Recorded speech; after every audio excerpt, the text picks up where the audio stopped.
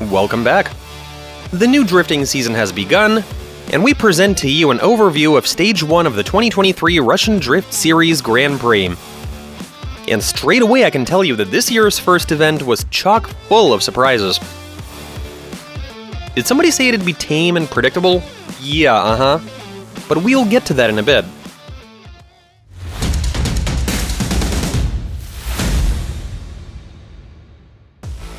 One particularly pleasant surprise was the fact that a bunch of new drivers have joined the series this year. Now, unfortunately, there weren't enough contenders to hold a proper top 32 competition, with only 29 drivers having entered the race, and a certain Boris Abramov dropping out right before qualifying with his car not being done on time. That said, this is the first stage, and even certain regulars such as Sergei Sak and Sergei Kabargin weren't able to make it for various reasons. Meanwhile, all of the young rookies out on the track were bound to bring out the element of surprise. And bring the element of surprise out they did in spades. We'll talk about that a bit later. For starters, let's discuss the qualifying session.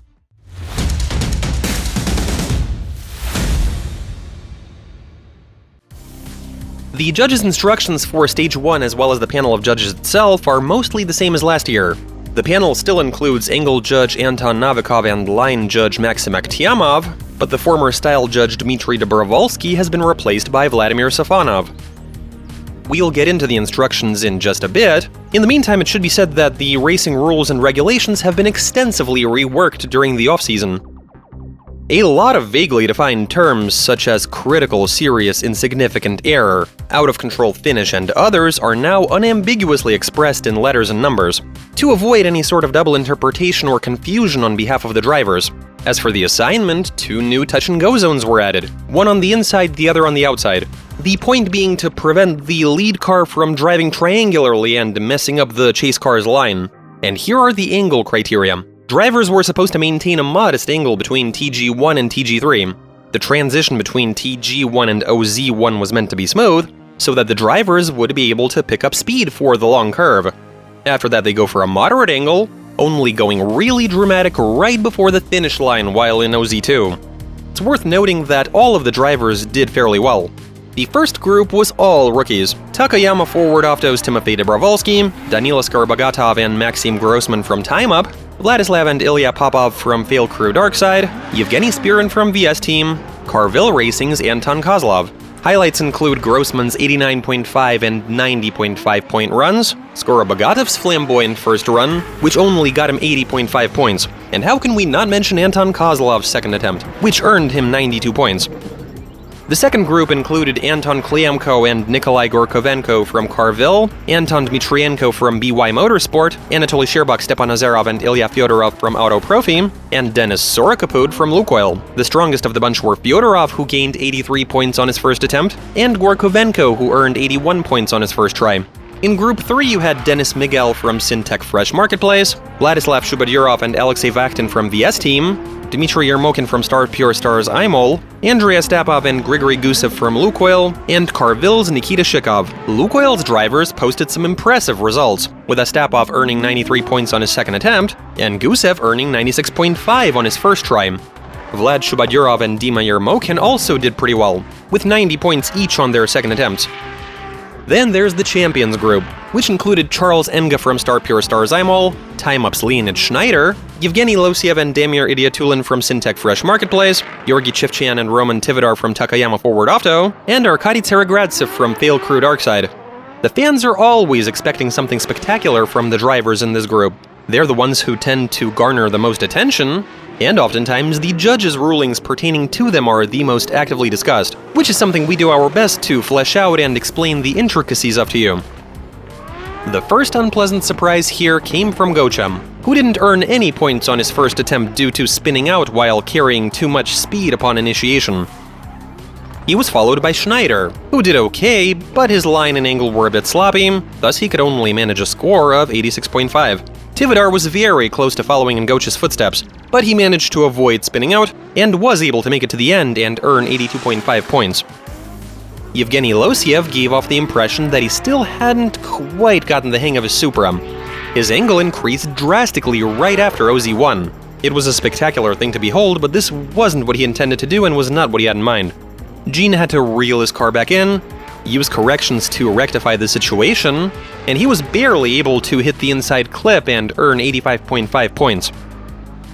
Next up was Charles Enga. His first transition was spot on, but things went downhill from there, with a bunch of corrective movements, an erratic second transition, though he did nail his line. For that he got the maximum 35 points, but his overall result was an underwhelming 79 points. Damir Idiotulin did alright, but he wasn't perfect, and though 89 points isn't bad, but he's known to do much better. Arkady Tsaregratsev's car was all over the place. He didn't quite nail the outside zones, and the judges had to replay his run a couple of times to figure out how well he stuck to the required line. His score was a respectable, albeit not overly impressive, 92 points. Okay, well, maybe the second time is the charm? Gocha, being the only one from his group to score 0 points, couldn't afford to make a mistake. He went for a save run, earning 89 points. Tividar's second try also didn't go very well. Lots of corrective movements, and he was constantly on the verge of losing it and spinning out. He scored 89 points, and this is getting boring. We were hoping that Leonid Schneider would put on a good show, however, on that very same curve, one of his wheels strayed from the pavement. But he was able to get his Mark II back on track, and the rest of his run went very, very well. Quite a shame, really, with his run being one of the best so far. A fact spoken to by a score of 95.5 and second place in qualifying. If not for that mistake in the same spot as Gocha and Roman, he might have come close to a perfect score of 100. Meanwhile, Greg was basking in the gentle Moscow sunlight, proud to be first in the qualifying grid. Gene Losiev's second run was much better than the first one, and overall he just did very well. His engine seemed to be doing fine, but his car was still a bit twitchy when driving sideways, resulting in a bunch of minor corrections. He was able to score a perfect 35 points for his line, though he could only manage 96.5 overall, the same as Gusev. What a shame. Then it came time for Charles Enga to shine. He was able to get a brilliant run in, similar to Losiev in how minor corrections prevented him from earning a perfect score. This didn't stop him from qualifying in first place with 98 points, though. However, that only lasted until Damir Idiotulin went out for his second attempt. It was as if Damir remembered who was the qualification boss. His second run was absolutely perfect.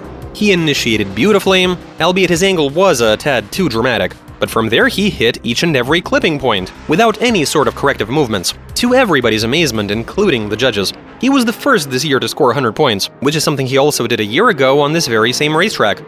That being said, Damir is not the only master of qualifying. Here comes Arkady Tsaregratsev with his second attempt, and the deja vu intensifies. His run would have been impeccable if not for a few minor corrections. Most of the way he did maintain a wider angle than Damir, but bear in mind that the judges ordered drivers to hold a modest to moderate angle for 75% of the course, and only go wide near the very end. This inevitably resulted in 1 point removed for his angle and 1 more for style, netting a total of 98. And so Damir was in first place, Tsaregratsev in second, Greg in third. Now we get to the fairly numerous last chance group, consisting of drivers who for whatever technical reason were unable to participate in the qualifying session, or suffered some sort of failure during their first attempt. It was comprised of Sherbak, Spirin, Sorokaput, and Shikov. No surprises here, with the only decent result being posted by Shikov, who earned 86 points. As for Anatoly Sherbak and Yevgeny Spirin, things didn't go well for them at all. And at the end of the day, only 26 drivers made it into the top 32. The qualification results are on your screens right now. But before we listen to what the winner has to say, by popular request, here's a detailed take on Yevgeny Losiev's run. Gene earned 96.5 points for his run. That's 35 out of 35 for his line, 33 out of 35 for his angle, and 28.5 out of 30 style points. The main point of contention people had was why 35 points for his line. Here's how that works. He certainly nailed TG1, followed OZ1 through from start to finish,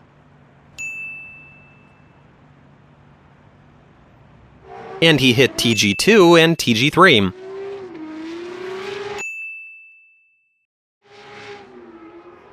This was what caused the most confusion. He also hit the inner touch and go, as shown by the still frames and alternative perspective.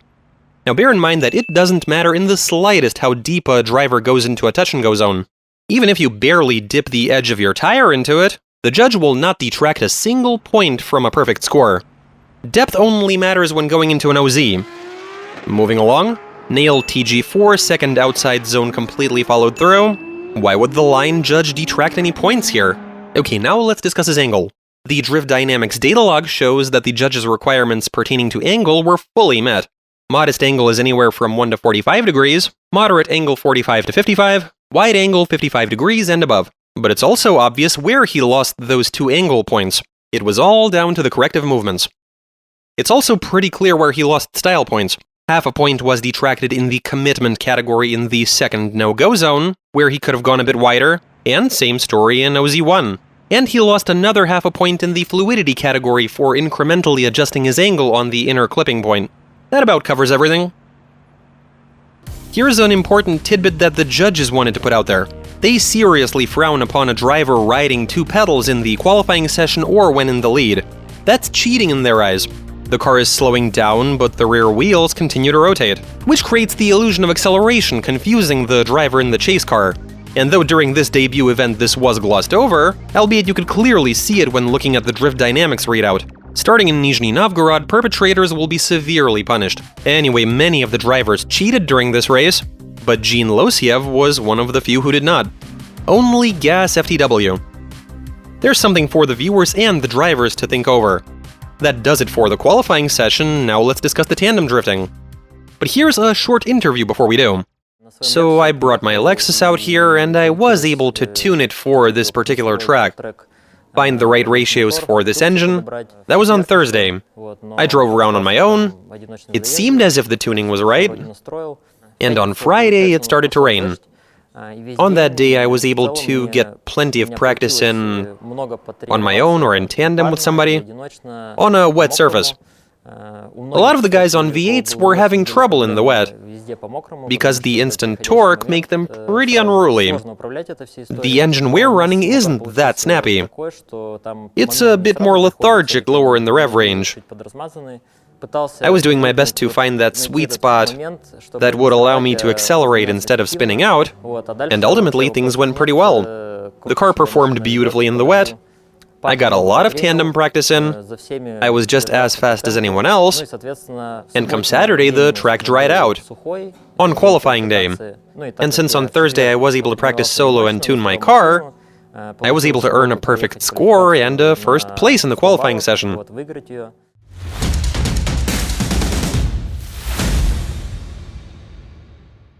Unfortunately, the tandem drifting was kicked off by the usual by-run, performed by none other than Damir Idiatulin. It was nice to see that he decided to please the spectators and put his new engine through its paces.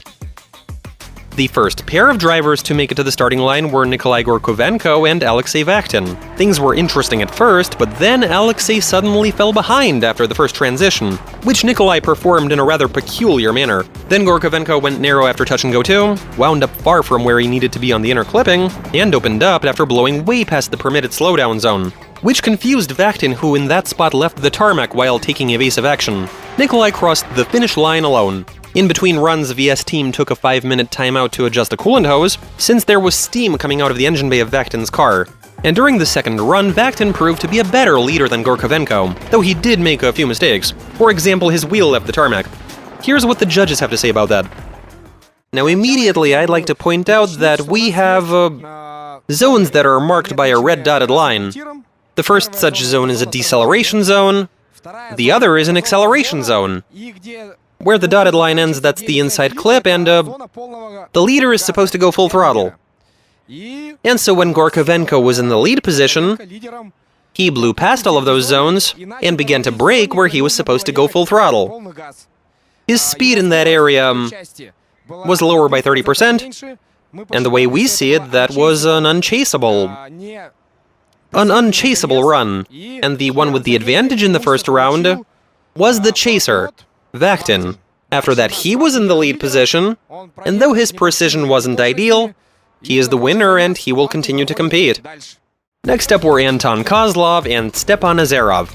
During the first run, Azarov performed his classic move, lunging at his opponent during initiation, hoping for things to unfold in his favor, which they ultimately didn't. There's not much to say here, really. Kozlov was free to sail to the finish line.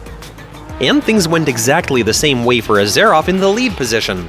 He started well, failed miserably, and lost to Kozlov. who in fact considered that his worst heat of the entire race.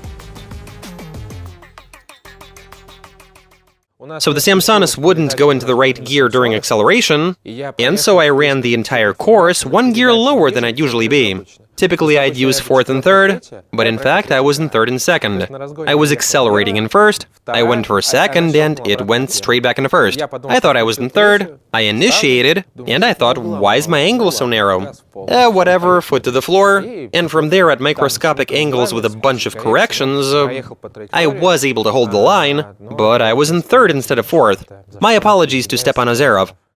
Maxim Grossman versus Vladislav Popov.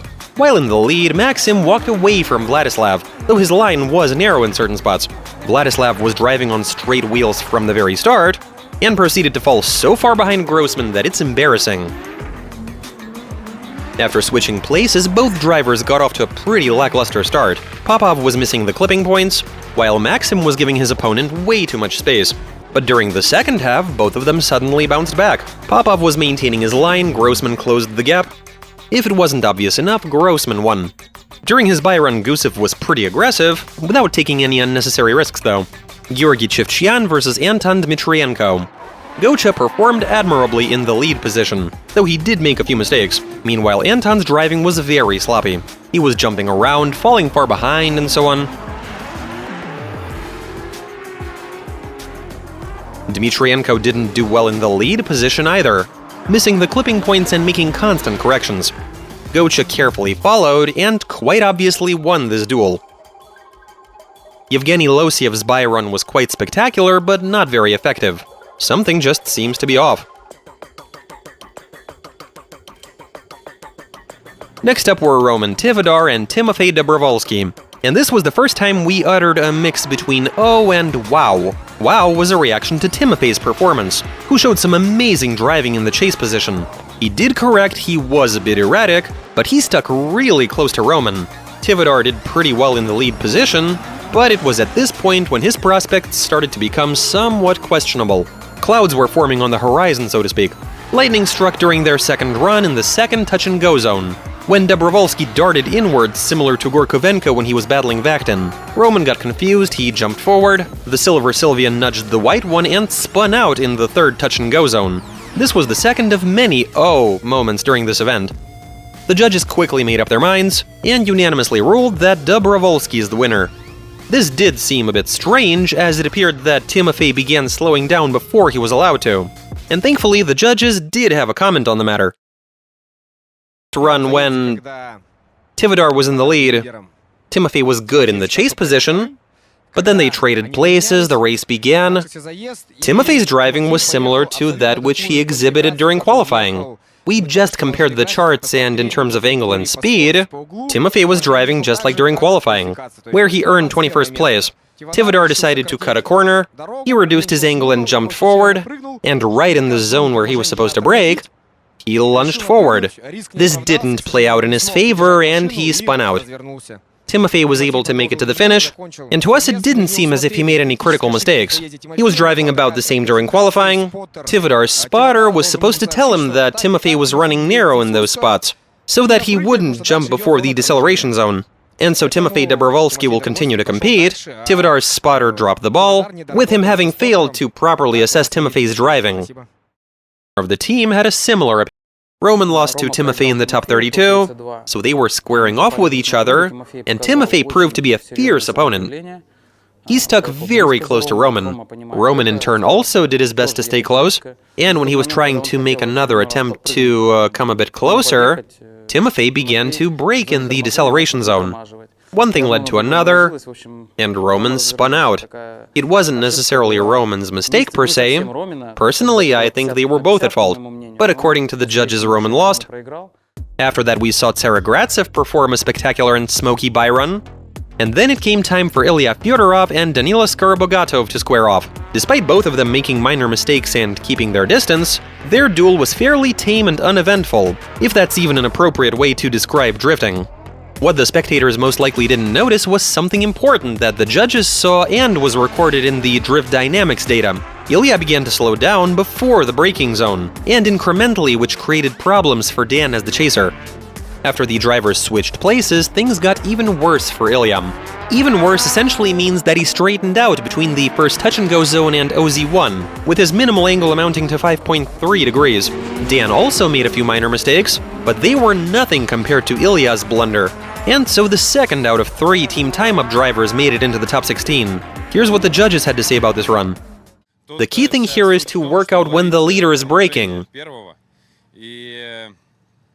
Notice it and try to figure out whether he got in the way of the chaser. What's new for this year is that we made markings on the tarmac to denote the so-called deceleration zone, as well as the area where the driver is supposed to be on the throttle. And the first run where that proved to be super useful was when Danila Skorobogatov squared off with Ilya Fyodorov. It was pretty obvious that Ilya, in his attempt to correct and stay on the outside, the point is he spent way too much time with the handbrake activated. And when you've got a car on this type of tire, staying on the handbrake for too long leads to a loss of pace of about 20%. That was the crucial part that spectators might not have noticed, but he essentially got in the way of Dan Skorobogatov and effectively ruined his run. Next up, Andrei Ostapov was paired with Ilya Popov. Their situation was similar to the duel between Azarov and Kozlov. Ilya went in for an attack, but then he sort of lost it and started doing some weird driving. Or maybe his Z was just acting up. Among other things, he drifted by 0.6 degrees in the opposite direction, which is a surefire way to score 0 points. All Ostapov had to do was make it to the end while following the instructions. Their second run was a bit of a surprise, though. Ilya was doing well in the lead position, while Andrei fell far behind him, albeit he was within the regulations that stipulate when the chaser would receive 0 points for such driving.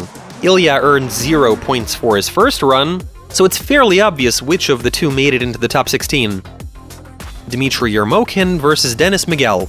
The fate of this duel was sealed pretty much at the very start, when Denis slammed his Lexus into Dima's Silvia during initiation. Fresh Marketplace took a 5-minute timeout to work on the suspension, while Star Pure Stars were doing what they could to fix Yermokin's car. But the commentators then announced the judge's ruling that Denis was to blame for the incident. This doesn't seem like a controversial decision, but the judges are obliged to carefully examine the circumstances. Miguel makes it to the starting line, but Yermokin was unable to. And the rules do say that if the victim in a crash cannot continue competing, then he automatically wins the duel. As such, Dima is in the top 16, and his Silvia is sent to the pits for repairs. It's also worth pointing out that this definitely wasn't a sort of spin-to-win type of situation, as it took the mechanics a good 3 hours to fix Dimitri's car. Charles N. ran his by-run at full tilt, which was sort of a theme at this event. One of his wheels even left the tarmac in that ill-fated curve. Then it came time for Nikita Shikov to face Anton Kliamko. In the lead, Shikov did well with the assignment, and gapped Kliamko quite significantly. During their second run, Nikita proved his haters wrong and calmly and confidently followed in the chase position, even falling quite far behind Anton at times. Kliamko was much worse than Shikov in the lead position, missing clipping points. The result is obvious. Nikita Shikov joined his teammate Anton Kozlov in the top 16. Leonid Schneider ran his by-run how he probably should have driven in the qualifying session if he wanted to challenge Damir and Saragratsev. He did great. The final pairing was Vladislav Shubadyurov and Denis Sarokopod. Things didn't get off to a good start. Denis basically played himself in the chase position. He set off very early, crossed the line right when the light went green, and then let off the gas as if something scared him. Vlad experienced no such setbacks. He mashed the pedal and drove away, compensating for any power disadvantage. Denis's fate was sealed when his angle dropped to 2 degrees after the first transition, not to mention crossing the finish on straight wheels. That's a 0. Shubadyurov did make mistakes in the lead, but he did a decent enough job, and during their second run, things got even more interesting. It was pretty spectacular, if you can even use that word negatively. Vladislav, instead of going for a save run, stuck close to his opponent. Denis took an inward dive in the TG2 zone, Vlad fell behind, attempted to catch up, hit the gas in the slowdown zone, and went flying off the tarmac. 0 points. The judge's ruling was based on the leader's performance in both parts of the heat, and Shubadyurov was rightfully declared the winner. And that does it for the excruciating competition that was the top 32. Now we're going into day 2 and the top 16 stage.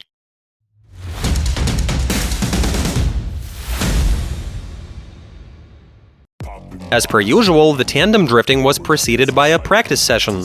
On Saturday there was a certain air of surprise present, but on Sunday that aroma became very distinct and pungent, if you know what I mean. If this were a certain show we all know and love, then the intro would go like this.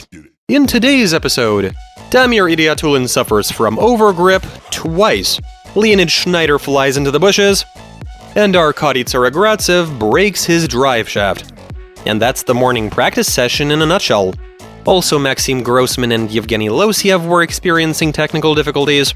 The first pair consisted of Damir Idiatulin, whose car was completed on time, and Alexei Vakhtin.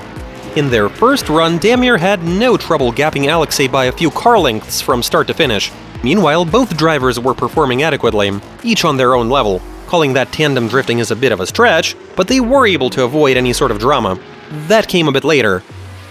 Their second run was pretty mediocre. Alexei Vakhtin was driving to the best of his ability, Damir was chasing at a reasonable distance. But then in the second OZ, Idiatulin's rear wheel strayed onto some sand. He desperately tried to get back on track, but in the end went sailing off the tarmac. The judges spent some time replaying the video and ruled that this was an out-of-control finish, worth 0 points. Vakhtin won, and here's what Damir had to say. So in the morning there was a practice session, and on the very first run I broke a left rear suspension link. That screwed up my entire suspension. The training session was 90 minutes long. It obviously took a bit of time to get the car fixed, and by some miracle I was able to get out there 2 minutes before the end. I wanted to test the car in practice, at the very least do a solo run and see if it works alright. And so here I am accelerating, I do a flick, initiate, open up the tap, and that's when the suspension link breaks on the other side. And so I didn't get any practice in the dry. That obviously affected my tandem drifting. In the top 16 they put me against Alexei Vakhtin, and I had absolutely no idea what tire pressure to run that would fit the characteristics of the engine. And so I was essentially flying blind. In the process I was able to sort of wing it, and I was able to get a more or less decent run in, good enough for me to win. Unfortunately, I made a mistake near the finish, in that I slightly screwed up the line when transitioning. My rear tires slid over the slippery green markings on the pavement, and I inadvertently took over the leader, which is obviously a serious mistake that cost me the win. And if you think that was the end of it, oh no, that was just the beginning. The next contenders were Grigory Gusev and Georgy Chivchyan. Gusev was doing well at first, meanwhile Gocha wasn't driving too aggressively. But then Greg made a series of mistakes, correcting in the slowdown zone, blowing past the inner touch and go, one wheel leaving the pavement in OZ2 and at the finish.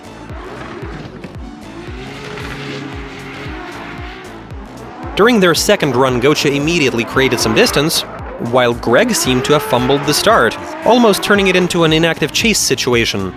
He did his best to try and catch up with the yellow Silvia, only managing to near the finish, and even then only barely. The judges obviously ruled that Gocha was the better driver during both runs. But then something happened that hasn't occurred a single time in recent years. Lukoil files a complaint alleging a false start. Now, as a matter of fact, after a few heats, it was announced that the yellow Silvia did in fact jump while the light was still red. And the regulations say that the car in the lead position cannot move at all until the light goes green. They were going to have to rerun the second half of that heat, so their duel was not over yet. No idea how Greg was able to notice that though. And as not to leave you guys hanging as it went down during the actual event, here's the rerun.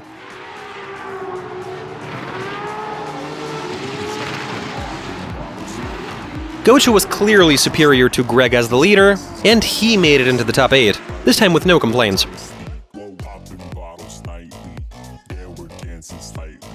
Yevgeny Losiev and Timofey Dobrovolsky. Losiev's run in the lead was rather mediocre, in terms of both line and angle. Dobrovolsky literally clung to Gene, aggressively pursuing his opponent all the way to the finish line to the best of his ability. And then came another oh, wow moment. In the chase position, the blue, black, and red Supra lunged at the white, red, and black Silvia. But after the first transition, the aggression and close proximity were nowhere to be seen. The distance between the cars was about the same as during the first part of that heat. Yevgeny lost his exhaust, Timofey got a decent run-in from start to finish, and overall he seemed to have done better than Losiev. Once more, the air of surprise became quite prominent. However, Dobrovolsky's 2 wheels leaving the pavement raised some serious doubts among the judges. 2 of the 3 judges voted for the pair to go one more time. Meanwhile, that vote against a one more time was cast in favor not of Jean, but of Timofey. Make of that what you will. Now, while we wait, let's see what Andrei Ostapov and Dimitri Euromokin have to offer. The first run between former teammates got off to a good start. Euromokin in his Silvia was attacking Ostapov's Lexus, and this turned out to be a very aggressive chase. But unfortunately, in the braking zone, Dima misread the leader's actions, made a mistake, lost a lot of speed hitting a crazy angle of 93 degrees, and fell behind. Euromokin in the lead position got an amazing run-in. Meanwhile, Ostapov was sticking very close to him during initiation, but then fell behind and stayed there until the finish. The judges unanimously ruled that Ostapov had won, with Dima's mistake in the chase position being what sealed his fate. Otherwise, it'd probably have been one more time.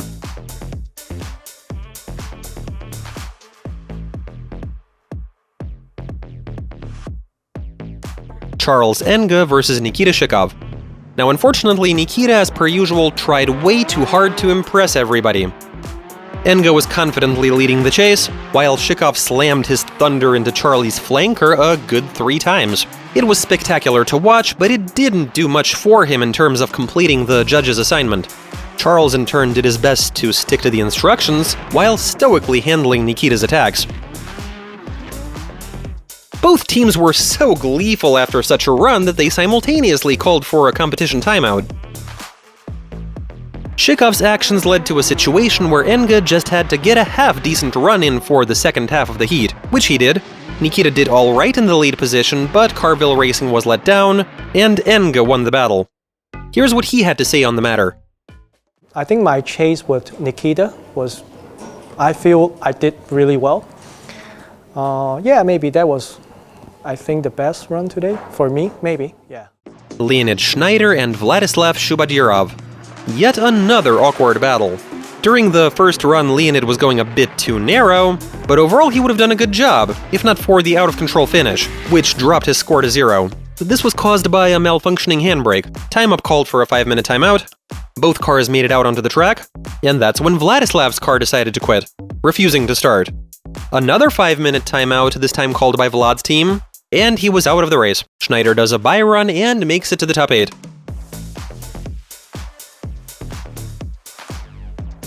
And from there, things were getting even more interesting. The next heat was to be between Arkady Tsarogratsev and Danil Skorobogatov. However, Arkady broke his Super Mega Driveshaft 5000 during the morning practice session. It served him for a long time, but at this point it was tired. He couldn't find another one, so he was out of the race. Yet another team time-up driver in the top 8 threw a bye-run.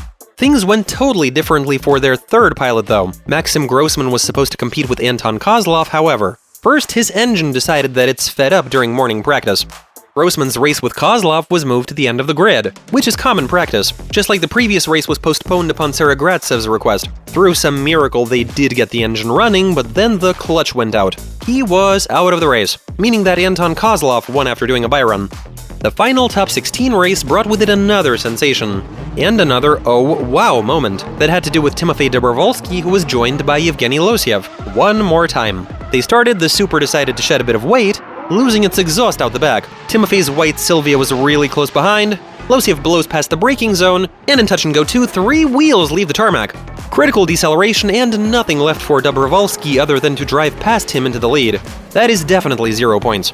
During their second run, Timofey was apparently so shocked that he barely managed driving in the lead, though Jean wasn't looking good either. Dobrovolsky is in the top 8, which we are now going to discuss.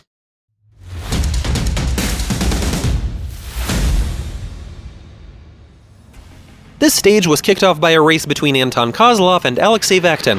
Anton was great in the lead, albeit it did seem like one of his wheels strayed into the no-go zone right before the inner TG. Meanwhile, Alexei did not perform all that well. He was about a car's length behind the entire way, and his corrections were sloppy. The drivers traded places, and we saw a very similar picture. Alexei did well in the lead, albeit he was making corrections, and his wheel hit the no-go. Meanwhile, Anton, even though he was a bit smoother, was chasing at about the same distance. This seemed to warrant an OMT, but the judges ruled unanimously in favor of Kozlov. Here's what the judges had to say about their decision, as the chaser Anton was closer and better synchronized. The decision was finalized when Alexei was in the lead and hit the no-go zone prior to TG1, which resulted in Vakhtin pulling away from Kozlov.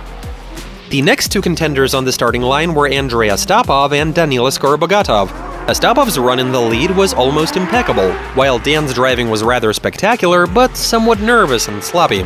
He was sticking close in the beginning, but then made a serious mistake, having to correct in the first transition. His angle was between 5 and 10 degrees, he then fell behind and attempted to catch up, successfully, but that's where he should have reeled it in. He catches up with Astapov in the final turn, loses speed in a wild drift, there was slight contact, and he crossed the line while barely having any control of his car. During round 2, Skorobogatov did worse than Astapov when he was the leader. He had to make corrections during both transitions next to the outside zones. Andrei calmly sailed to the finish. The obvious winner here is Astapov. Charles Enge versus Leonid Schneider. During the first run, the flanker literally flew away from the Mark II. And Charlie wasn't even running away. He was hitting all of the clipping points. His driving was flawless. Leonid had nothing on his super quick opponent, whose advantage already became apparent during initiation. The speed difference was about 10 miles an hour. This might be the reason why Leonid couldn't really compete with Enge. During round 2, Leonid's attempts at creating some distance by hitting the no-go zones were unsuccessful, and on 2 occasions, one of his wheels left the pavement. He didn't lose control of his car at the finish, by the way. Charlie only made one, albeit pretty serious, mistake when he overcorrected right before OZ1. His angle dropped from 26 to 9.5 degrees and then bounced back. This of course did not save Leonid, and Charles Enge moved on to the semifinals. This was followed by an inquiry on account of time-up swapping wheels in the hot pit, which led to the race principal declaring that Leonid did not finish, though ultimately this didn't affect the results. You could say that Team Takayama forward Opto got lucky, with there being 2 duels between teammates. Timofey Dobrovolsky beat Roman Tivadar in the first of those. Now it was time for the second one, where Timofey would meet with the team's founder Georgy Chivchian. There were no surprises. Gocha did very well as the leader, albeit he was pushing it. Timofey was doing his very best, but he really had nothing on Gocha. During round 2, Dobrovolsky was doing well considering his level of ability, but Gocha was amazing in the chase position, and he comfortably won.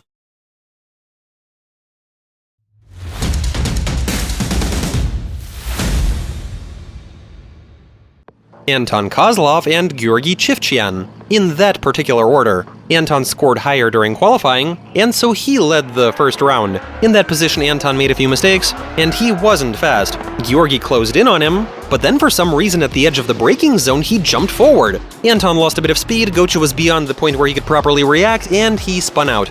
Kozlov was not at fault here. They were in the braking zone, and he didn't do anything wrong. One wheel leaving the pavement is not considered a critical mistake. There was no critical loss of speed. The only person at fault here is Gocha. Anton crossed the finish line alone. Chivchian was really going for it in the second round, narrowing his line in certain spots, with Kozlov chasing him at a considerable distance. But that was all he needed. Anton Kozlov is in the finals, Gocha is contending for third place. Here's what the typically non-hyperverbal judges had to say on the matter. While he was in the lead, Anton Kozlov made a serious mistake. One of his wheels strayed off the pavement, but that happened in the braking zone. We went ahead and replayed all of his previous runs, and with one wheel off the pavement, he was 10 kilometers an hour slower than usual. So that's a difference of less than 15%. Georgy Chivchian decided to risk it in the braking zone and lunge at Anton, which unfortunately didn't work. Georgy Chivchian spun out, earning 0 points. We watched a different run, it wasn't as erratic, and so Anton Kozlov is making it into the final round. And here's a comment from Georgy. So here's what happened. One of his wheels actually left the pavement in the braking zone. That obviously cost him a bit of speed. And since I'm following his trajectory, I also found myself with one of my rear wheels going over the dirt. That resulted in the rear end stepping out under braking. I spun out, and that was the end of that. In that braking zone, I was unable to keep it together because my rear wheel had already left the pavement at that point, which is what caused that whole situation. I probably shouldn't have gotten so close to him in that spot. If we were that close on pavement, I would have made it. I was not expecting him to be driving over the dirt. During my run with Gocha, I screwed up a couple of times, but we did have to drop the tire pressure. I didn't have the time to tune the car for a quick pace. We always ran high tire pressure. In this case, I made a gamble and reduced it, which made for a somewhat iffy run. Interesting situation, eh? And if you think the surprises ended there, you are mistaken. The second semi-final race also went in a pretty unexpected direction. Charles Enga in the lead was super fast and accurate as always. Meanwhile, Andrea Stopov's car was acting up. He was aggressive, he stuck close, but during the transitions he made a few severe mistakes, which was not characteristic of him. The reason soon became clear. His Altez's engine had left the chat, spewing fluids all over the tarmac. Here we see his emotional reaction to the situation. You really can't blame the guy. He could have got in a fantastic run in the chase position, and even contended for third place, if not for his engine. Team Lukoil calls in a 5-minute break, so this wasn't necessarily over. But as soon as they saw clouds of coolant coming from the exhaust, they knew it was a wrap. This was an obvious DNF. Charles Enga went for a bye-run, made it to the final race. Gocha automatically became third after his own bye-run. Someone in the sky was looking down and giggling.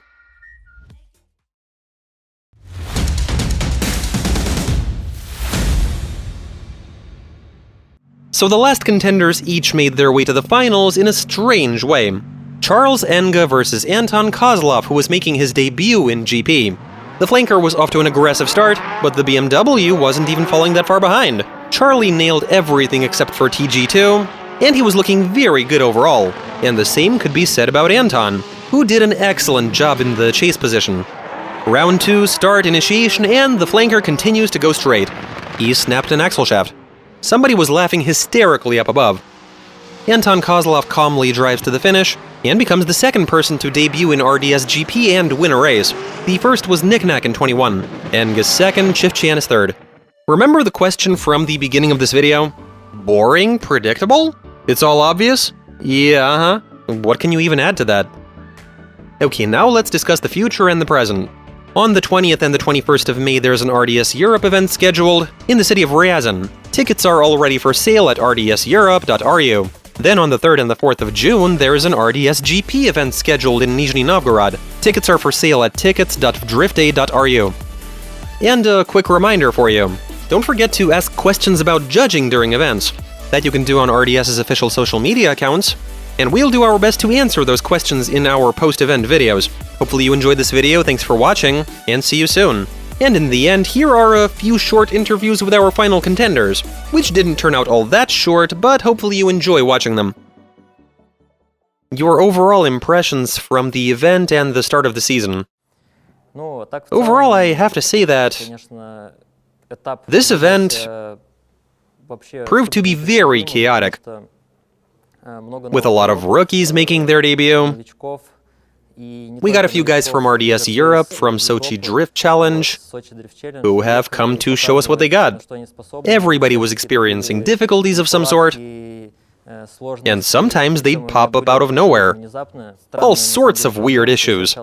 Some of the stories I was hearing during the event were like, it is super rare for something like that to occur. But they did. During the tandem drifting, things got particularly confusing. I was honestly amazed by Anton Kozlov's performance. He wasn't super fast, but he was very stable. Good on him for being able to finish first. It's my understanding that it took him a good year to prepare his car. I mean to say he started it a year ago, and for the entirety of last summer he was honing it at RDS Europe and Sochi Drift Challenge events. He is going to be a serious problem this year. But then, I mean, I'm all for healthy competition, as it motivates you to become better. So that's exactly what I'm going to be doing, and I'm going to do my best to win. And I think Stage 1 went very well, actually. We have completely revamped our cars, and our main objective was to get used to them as quickly as we could. That we were able to accomplish during the practice session prior to the top 16, and we were able to get the angle and speed to a level on par with last year. I was running a new transmission and rear differential, a new engine block, and these are not minor changes by any means, meaning we had to do a lot of work. At the end of the day, the cars were performing quite well, and overall we're pretty satisfied, especially with how Timofey handled an unfamiliar chassis. When it comes to prepping the cars, we do our best so that year to year they're as consistent as they can be. And this year I'd say we're 99% of the way there, albeit they are running slightly different camshafts. Now, drifting can get pretty chaotic, and aside from having a car that's properly built, you could also sometimes do with a bit of luck. Some people got lucky, others didn't, and these factors are actually what makes drifting interesting. We're doing the best with what we got, trying not to get too upset when something goes wrong, and whenever the race results are not quite in our favor, we just concentrate on working towards doing better next time. What I'm happy to see is that each new season RDS, when it comes to organizing races, they just keep getting better. We as contenders do our best to follow suit, and the drivers are also growing. We've got drivers coming over from other racing series, and that's awesome. Makes you want to put even more effort into competing. First of all, I just want to say big thanks to IMO Racing for providing the best tool for me to fight. And last year I promised them I would fight for a championship if they gave me a good car, and they did. And first of all, I'm very happy. And yeah, the car is pretty much the same car last year, but just everything in a better condition, including the motor is a new motor. New gearbox, and pretty much a new clutch, and all the bits and pieces. So when I drove it, like last week, the first time this year, I just felt I came back home. And overall, I have a very good feeling with the car. I feel like I can be one with the car. Yeah, I mean, I look at it the way that we all have our unlucky days, and some are more unlucky than others. And I was like very happy that I kept on going up until the finals. And as for me, I also got a bit unlucky on the first corner in the final battle when I chased my drive shaft or axle broke, so I couldn't continue. But I'm not complaining. It's just we all have our lucky and unlucky moments, and I feel like that can happen to anyone. The sad story of victory. On Thursday, I was having a really rough day. My driving just wasn't where I wanted it to be. I was able to get something right, but it just didn't look good. We did what we could to retune the car. Problem is, this was my first time on this track, and the way my car would be tuned for other racetracks was drastically different from this one. This track actually allowed me to get a much deeper understanding of my car. We were able to get somewhere by the end of the day. At a certain point, we decided to check up on the motor oil. We removed the cap and saw that it was contaminated with water, meaning we had to replace the engine. So our mechanics did just that, and on Friday morning, I find out that the clutch doesn't work. On Friday, it was raining. Thankfully, the thought occurred to me that my main car with a spare engine might not be operational. But then I do have a spare car, so that's the one I took out. It's actually an RDS Europe Championship winner. That's the one I used for practice on Friday, and everything was just wrong. By the end of the day, when the practice session was almost over, they had fixed my main car. I went out, somewhat got a feel for it on a wet surface, and then came Saturday. I went out and qualified.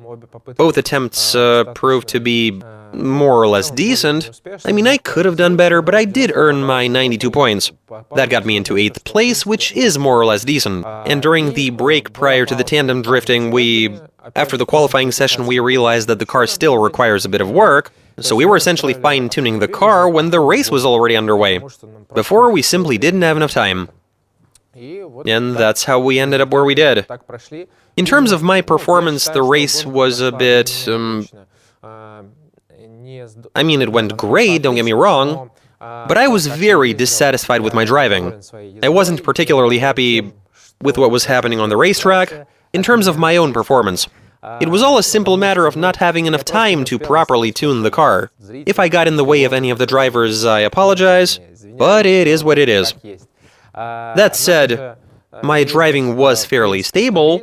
I tried my best to be consistent in my driving, which is what led me to where it did. I'm of course very grateful to my own team. Carville Racing really deserves a shout-out. They provided a spot in the pits, oil when I needed to top it off. I also received a lot of help from Angar 13, and they weren't the only ones who helped me out. Now typically a driver would have a team of 4, 5, 6, 10 mechanics. I only got 2. 2 mechanics, 2 cars, that need to be serviced and tuned. These guys are the MVPs that make it possible for the drivers to be able to do what they do.